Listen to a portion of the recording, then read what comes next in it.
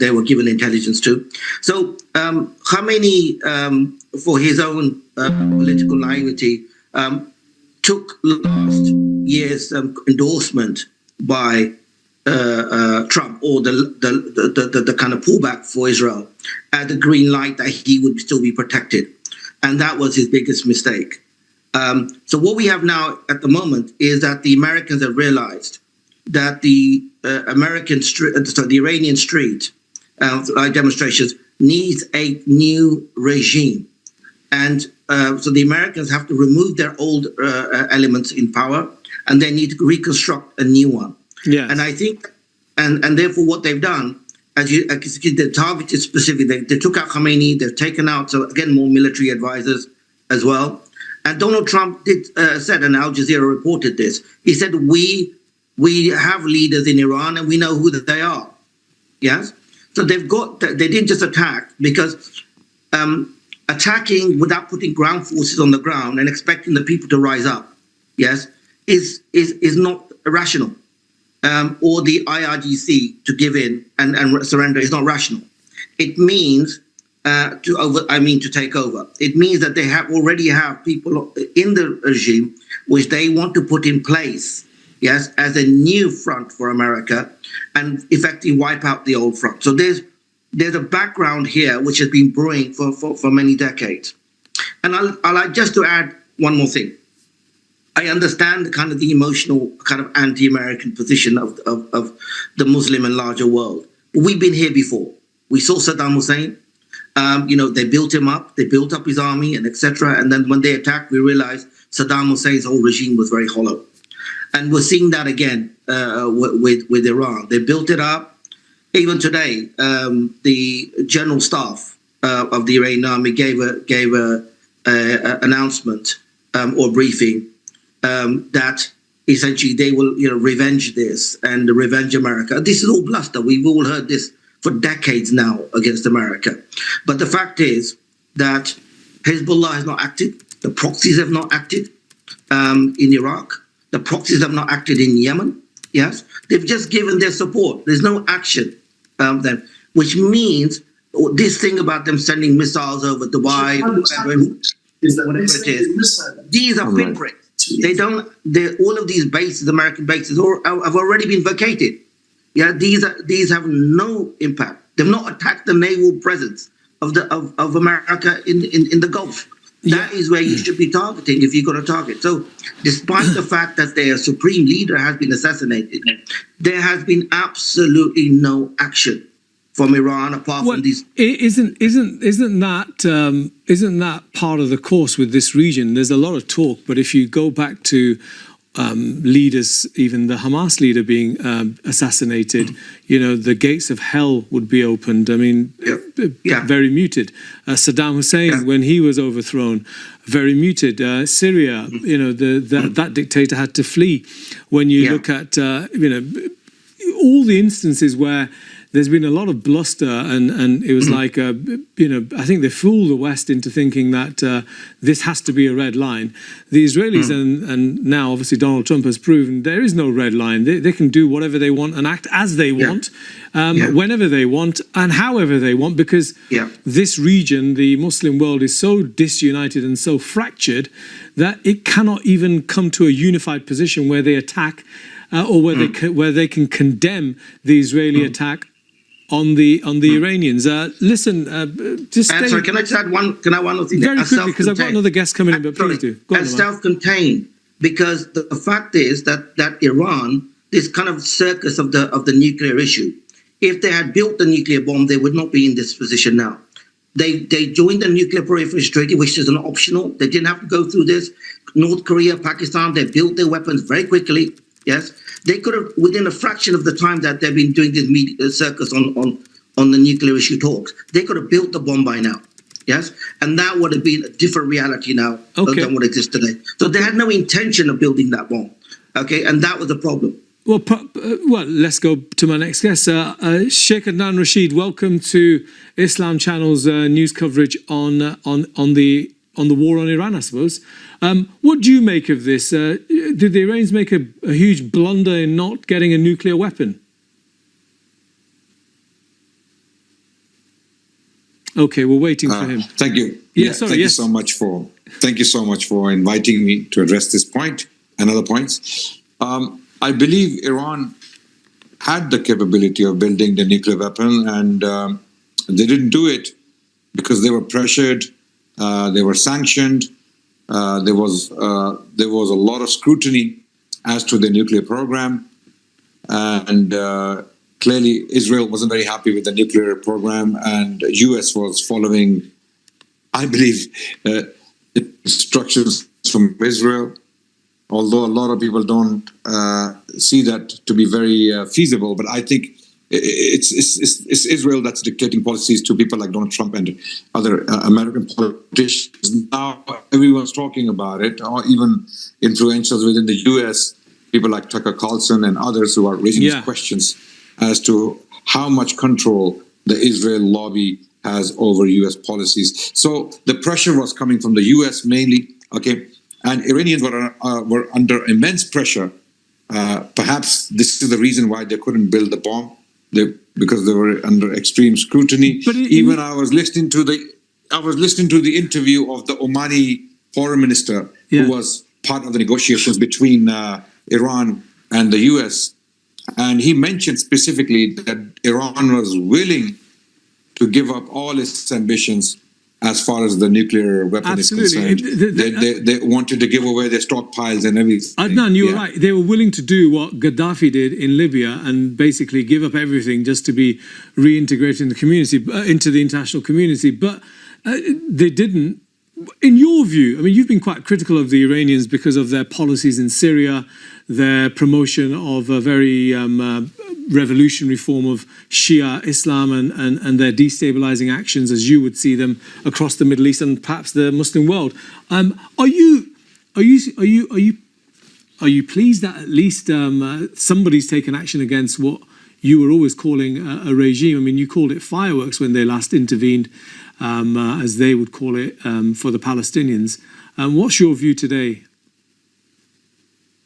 Look, I have a very unpopular view on this conflict. I get a lot of criticism for this.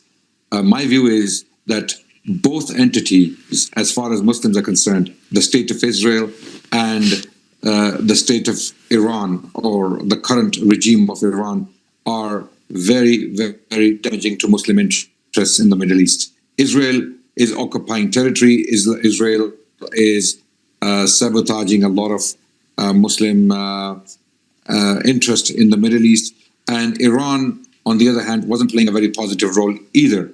Yes. Iran devastated Syria, Iran devastated Yemen, Iran took over Iraq, and the Iranian regime actually supported the US invasion of Afghanistan and Iraq. This is on record. This has been acknowledged. And so, are you pleased? Are you pleased then, Adnan, that they are? You know, I had a previous guest, Rabah Fateh, a Middle East expert. He said the regime will not be able to survive 2-3 weeks of incessant attacks on the state, basically, on the infrastructure of the state. I believe the Iranian regime is already no more. It has lost support completely within the country. 81% of the Iranians are against the regime. If the statistics are correct, I think you're spot on there. Yes. Yeah. So if 81% of the people are against you within the country, you have no chance of surviving. So I believe Iranian regime's time was over, and the US and Israel moved in to ensure that whatever transition takes place in Iran, they have influence on that transition, and they can choose who may be the leader, the next leader. We hope it's not a Zionist puppet state replacing this extremely sectarian Shia regime that is on its way out. Okay. We hope that the transition is peaceful. We hope the transition is beneficial for the Iranian people. Iranian people deserve the best of this life. They have suffered for very long under an extremely sectarian regime, and they have suffered due to the embargoes and sanctions put against Iran. Of course, why these sanctions are put against Iran is a very interesting question. It's another question. But I believe, if you're asking me, am I pleased with the outcome? I would be pleased with the outcome if the current Iranian regime was neutralized without damage to the Iranian people, and if the Zionist state of Israel was somehow neutralized without any damage to the Palestinian people, because these two entities have caused major damage to the Muslims in the Middle East. Thank you, Adnan, for that. I'll pause you at that point. Nizar Tobe, we've got you online. I'm really pleased to have met you after quite a bit of a gap, actually. But, I spoke to you many times during the Syrian revolution and obviously those momentous events in 2024 when finally they overthrew the people overthrew its dictator, noted that Ahmed al-Shara in his statement was condemning the Iranians for its attack on the Gulf region. Presumably that's because the Syrians are very pleased that finally the regime that caused them so much trouble or so much, was responsible for its oppression as you would have seen it, is finally about to fall. Is that how Syrians mainly feel? What's your feeling? Indeed, very much so. Thank you very much, Mas, for having me once again. This is our second very much happy day after our Liberation Day on 8th of December 2024. Mm-hmm. We are extremely happy. We are over the moon. Our nastiest enemy have been killed. The man, the devil of Khamenei has been got rid of. This is the man in the help of his men, of Qasem Soleimani and the other of the Revolutionary Guards, have committed massacres in Syria. This is the revenge of thousands of children, women, civilians, innocent Syrian people have been killed.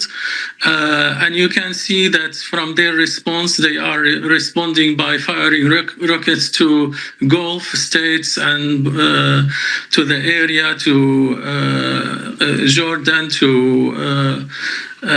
in addition, of course, to Israel.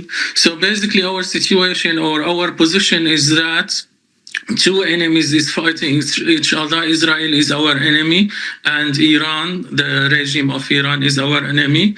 And whatever results from this war is towards our benefit, because whatever casualties they achieve from each other is for our benefits. So far, unfortunately, Iran did not cause much casualties in Israel, but Israel have caused the loss of all the first line leadership of Iran. This is very much good results.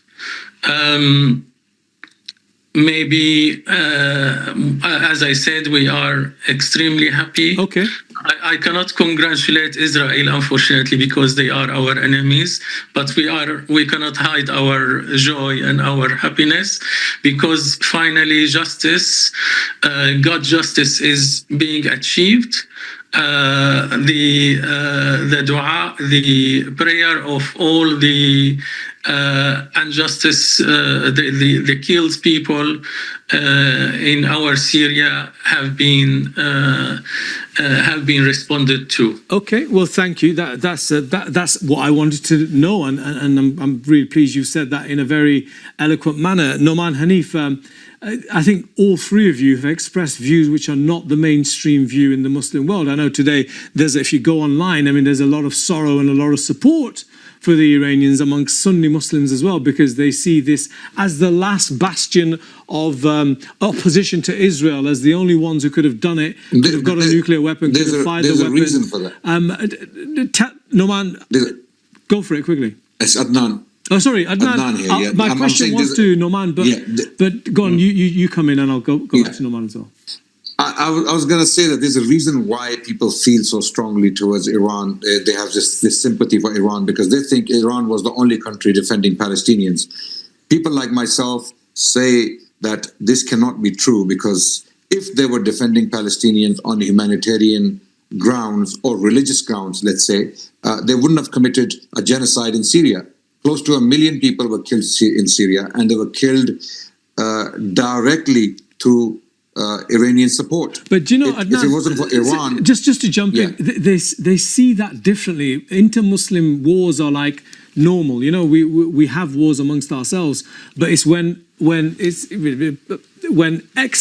external people who are not Muslims, the Israelis, for example, or the Americans or the British or others throughout the centuries, the Crusaders, for example, were meant to be uniting together against the common enemy. I mean, isn't that just a normal thing? But even historically speaking, the Crusaders could not be confronted successfully until the Shia Fatimid dynasty was neutralized by Sultan Salahuddin Ayyubi. I had this theory, and I still have this theory. Al-Quds cannot be liberated so long as we have a strong sectarian Shia Iran right in the middle of the Middle East. Unfortunately, you cannot win a war against an enemy like the Zionists until you have your back secured. And right in the middle of the Middle East, or behind the backs of the Muslims, we have Iran. So the Iranian regime consistently stabbed the Muslims in the back in Afghanistan, in Iraq, in the Gulf region. So there is no doubt that this regime has been very, very detrimental to Muslim interest in the Middle East, Muslim geopolitical interest. And I agree with your previous guest that this is a good news that this regime is actually on its way out. One enemy neutralized, another enemy, and eventually Zionists will meet their end as well. There is justice in this world. There is justice in the hereafter, and justice will be served. Okay, thank you so much for that, Adnan. You've summed it up really well. I'm coming to the last 2 minutes. Have we got Noman Hanifi? Are you listening? Because I don't want to be disrespectful. I'm here, yes. Noman, you've heard our two contributors, Nizar, obviously, from Syria. I want to get him back right at the end for a final word. But what do you make of what Dr. Adnan has said and what Nizar Tobe have said? I think I can understand their sentiments and some of their views, but I think the Muslim world has a larger issue here. Is that what we're witnessing basically is that the replacement of one American agent to another, and that's consistently happened. They destroyed a British agent, Saddam, in Iraq, and they replaced him with an American puppet. They destroyed Libya, then they replaced him with another American puppet. They destroyed Syria, and then they replaced it with Ahmad Shara, who is another American puppet. Sure. Yes, and the Iranian regime is not going to be any different. Yes. Saudi Arabia is an American puppet. The Pakistani military and political leadership is an American puppet. What we have is a bigger problem here is political. The Muslim world is politically naive. They keep falling into the trap and they keep expecting things from these countries, which is not gonna happen. Thank you. Noman, I'll pause you on that because I've only got 30 seconds. Appreciate you joining us. Nizar Tobe, Muslim world is just naive. We're naive. No, I don't agree at all, because actually Iran is the devil, and I'm glad we got rid of it, and hopefully the Iranian people will continue their revolution and get rid of the Wali al-Faqih, because he's the devil. Okay. Look, I'll pause. But Nizar, can I say something, Nizar? But America is the bigger devil. It's the one who put the little devil there. Okay. So you can't just go after the Iranians as being devils, because you've got to go after Americans with Thank you. We're having a discussion about the devils, but I'm pretty sure I'll get you back on. Thank you so much for being so civil and airing your views in such a polite way. Dr. Adnan Rashid, appreciate you joining us as well. Folks, that's all we've got for time for, unfortunately. We're going back to faith-based programming for the remainder of today. I hope you've enjoyed the lineup and the guests that we've had, and also the range of views that we've had in what are absolutely epoch-changing events in the Middle East. Everybody out there who's got family, hope they stay safe, and all the best for the rest. Thank you.